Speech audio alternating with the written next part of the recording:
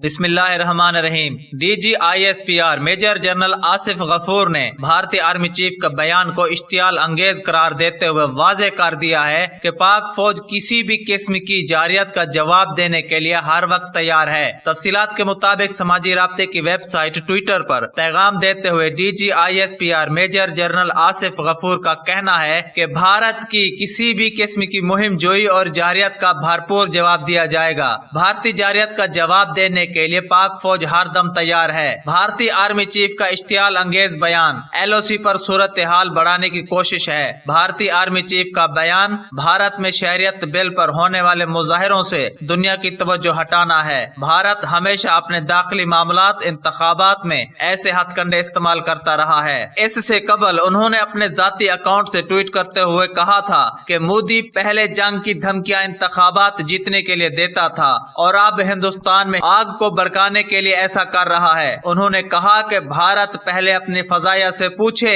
کہ وہ اس حالت میں ہے کہ پاکستان کے ساتھ جنگ کر سکتی ہے۔ یاد رہے کہ 2 روز قبل ایل او سی پر جاری کشیدگی پر بھارتی سپہ سالار بپن راوت کا کہنا تھا کہ کسی بھی وقت جنگ کی ابتدا ہو سکتی ہے۔